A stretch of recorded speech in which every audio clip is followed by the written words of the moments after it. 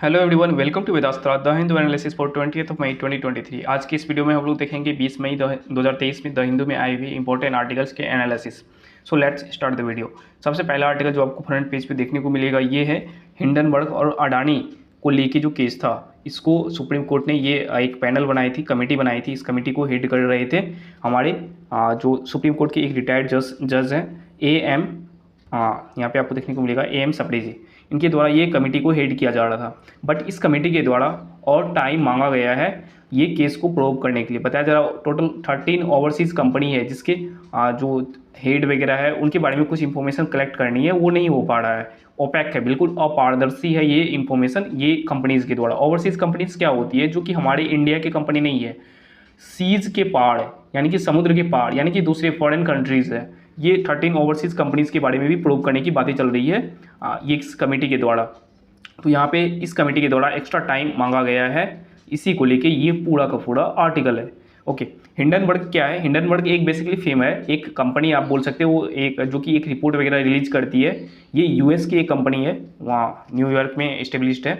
इस कंपनी के द्वारा अडानी ग्रुप को लेके एक रिपोर्ट रिलीज की गई थी, उसी को लेके यहाँ पे बिल्कुल पूरा जो अडानी ग्रुप का शेयर है ये गिर गया था और सुप्रीम कोर्ट ने इसके ऊपर पैनल बनाई है। ये आखिर क्या हुआ है इसको लेके इन्वेस्टिगेशन चल रही है। जब फाइनल रिपोर्ट ये कमेटी सबमिट कर देगी अपना, फिर हम लोग इसके बारे में आर्टिकल डिस्कस करेंगे।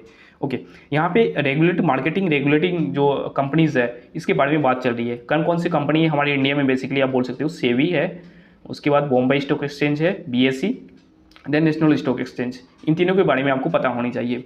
सेबी के चेयरमैन कई बार एग्जाम्स में पूछे गए हैं, ये कौन है? माधवी पुरी बुक जी, माधवी पुरी बुक।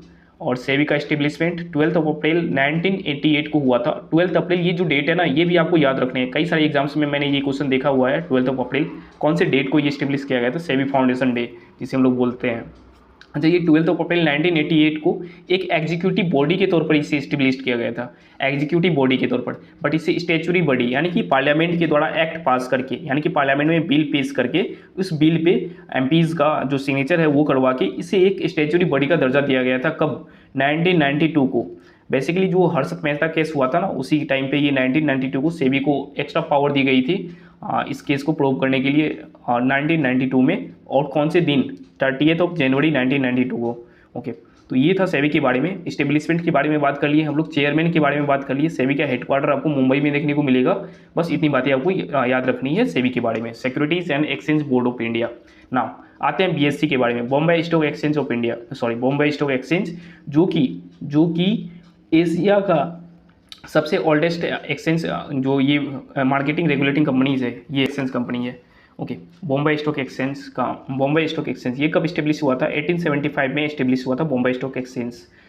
और Bombay stock exchange cotton bullion Premchand Roychand के द्वारा ये इस्टेब्लिश किया गया था। किस पर्सन के द्वारा? प्रेमचंद रॉयचंद। ये एक कॉटन आई थिंक फेम था, कॉटन का व्यापारी था, उसके द्वारा ये बॉम्बे स्टॉक एक्सचेंज इस्टेब्लिश किया गया था। नेशनल स्टॉक एक्सचेंज 1992 को इस्टेब्लिश किया गया था, नेशनल स्टॉक एक्सचेंज। ओके, हम लोग बढ़ते हैं नेक्स्ट आर्टिकल की तरफ। नेक्स्ट आर्टिकल आपको बगल में ही देखने को मिलेगा।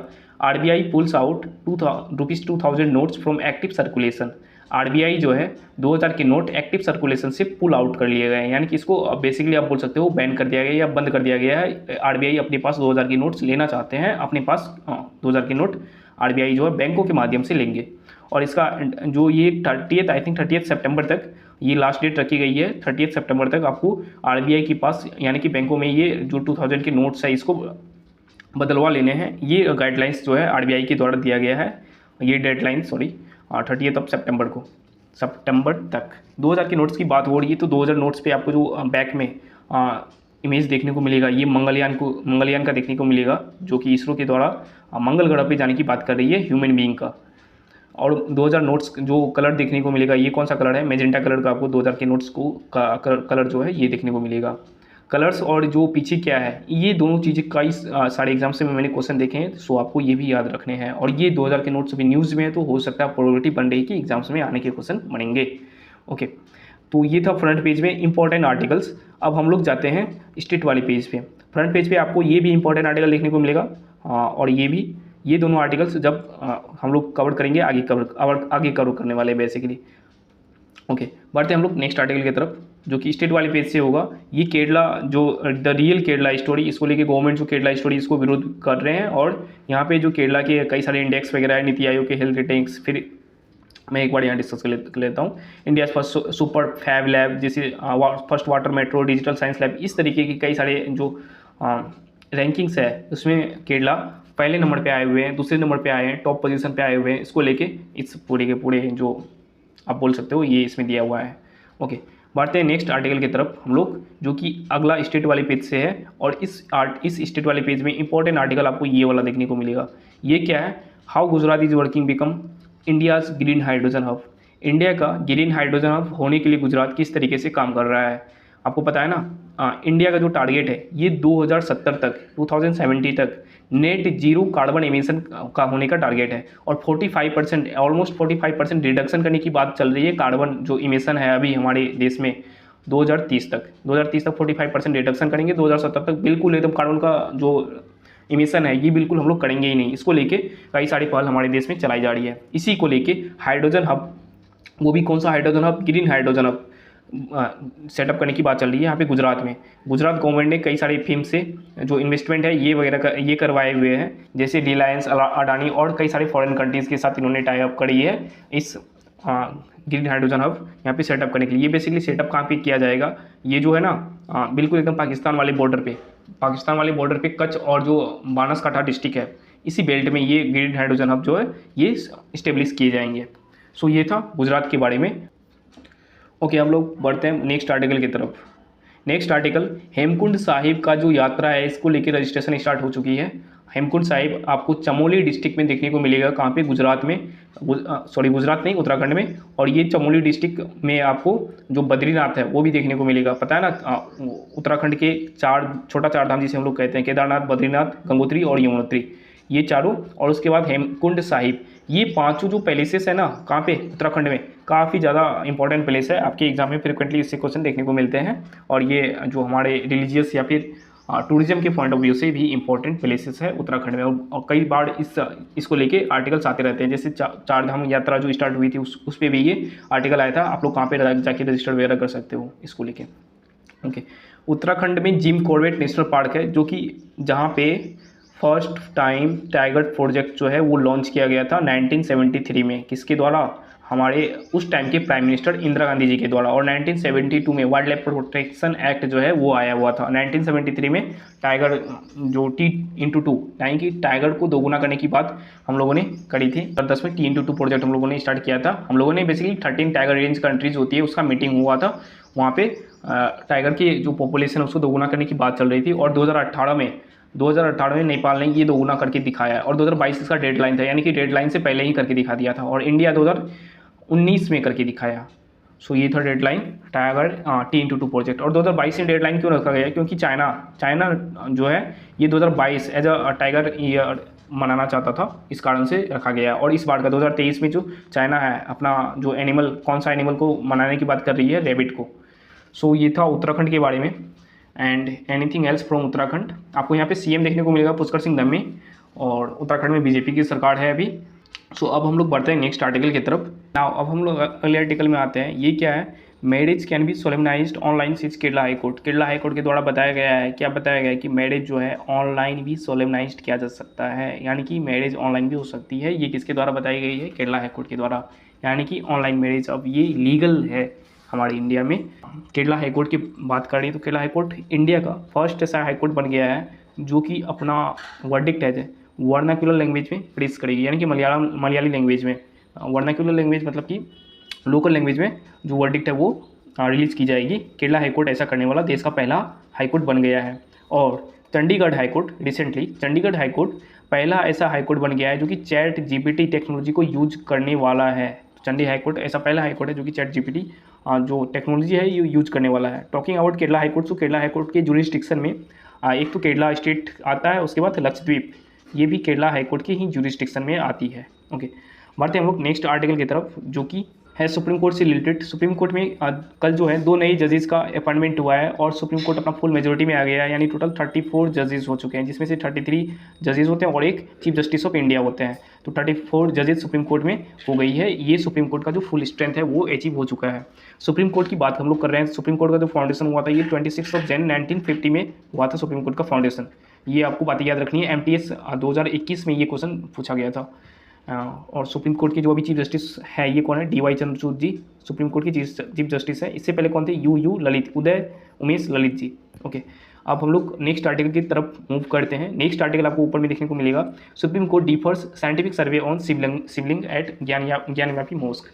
सुप्रीम कोर्ट ने डिफर कर दिया, यानी कि स्थगित कर दिया है साइंटिफिक सर्वे करने को। किसको? शिवलिंग पे। कौन सा शिवलिंग? जो कि ज्ञानव्यापी मॉस्क पे पाया गया है। सुप्रीम कोर्ट के द्वारा बताया गया कि डिफर है, ये अगले हियरिंग तक डिफर रहेगी, इस पर रोक लगाई जाएगी। और सेंट्रल गवर्नमेंट और स्टेट गवर्नमेंट यानी कि यूपी गवर्नमेंट ने इसे स्वीकार किया है। हाईकोर्ट जो है इलाहाबाद हाईकोर्ट, इसके द्वारा बताया गया था कि कार्बन डेटिंग जो स्टडी है ये किया जाएगा इस शिवलिंग पे। ये 22 मई से स्टार्ट होने वाला था कार्बन डेटिंग स्टडी, और 12 मई को हाईकोर्ट जो इलाहाबाद हाईकोर्ट है उसके द्वारा ये बातें बताई गई थी। और 22 मई से ये कार्बन डेटिंग स्टडी होने वाली थी, साइंटिफिक स्टडी, लेकिन सुप्रीम कोर्ट ने इस पर स्टे लगा दिया गया है और इसे एडजर्न कर दिया गया है, स्थगित कर दिया गया है अगले हियरिंग तक। इसको लेके जो हमारे सॉलिसिटर जनरल ऑफ इंडिया है जो कि रिप्रेजेंट कर रहे थे इस केस को, उन्होंने नाराज़गी जताई है सुप्रीम कोर्ट से। और सुप्रीम कोर्ट के जो चीफ जस्टिस है ये भी कुछ बातें इनको बताई है। उसके बाद ये बताया गया है कि एक साइड से तो शिवलिंग बताया जा रहा है, दूसरी साइड से फाउंटेन बताया जा रहा है, फाउंटेन बताया जा रहा है, एक जो होती है ना झरने टाइप की, वो बताई जा रही है। तो ये कहीं ना कहीं कॉम्प्लिकेटेड केस है और ये ज्ञानव्यापी मॉस्क आपको वाराणसी में देखने को मिलेगा। इसको लेके इंपॉर्टेंट न्यूज़ थी, आपको ये पता होनी चाहिए। बढ़ते हम लोग नेक्स्ट आर्टिकल की तरफ। नेक्स्ट आर्टिकल, ये portfolio shift is only a matter of new responsibility, Rijiju साहब के द्वारा ये बताई गई है। आपको पता होगा न्यूली लॉ मिनिस्टर जो है ये हमारे कौन है? अर्जुन राम मेघवाल जी, जो कि बीकानेर कॉन्स्टिट्यूंसी से आते हैं और ये बन गए हैं न्यू लॉ मिनिस्टर। और ये किरण रिजिजू जी का जो कॉन्स्टिट्यूंसी है ये कौन सा है? वेस्ट अरुणाचल कॉन्स्टिट्यूंसी है, और ये बन गए हैं कौन? मिनिस्टर ऑफ अर्थ साइंस के हेड। ओके, ये बातें आपको पता होनी चाहिए। बढ़ते हम लोग नेक्स्ट आर्टिकल की तरफ।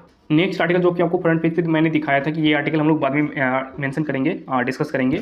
ये क्या था? जो गोल्डन ग्लोब रेस था ये जीत गए हैं कौन? आर्ट्स। इसका जो नंबर आया है कौन सा? सेकेंड नंबर पे आए हैं। और कौन है ये? CDR टॉमी जी। ये गोल्डन ग्लोब रेस जो है जीत गए हैं, सेकेंड नंबर पे आई है पूरे वर्ल्ड में। और फर्स्ट नंबर पे साउथ अफ्रीका की लेडी है, उनका रहा है। और ये इनका जो नाम है ये क्या है? अभिलाष टॉमी, जो गोल्डन ग्लोब रेस में सेकेंड नंबर पे आए हैं पूरे वर्ल्ड में। 236 दिन का ये जो ट्रिप था ये बताया गया है, और ये पूरी दुनिया के चक्कर लगा के वापस इंडिया आ चुके हैं 236 दिनों में।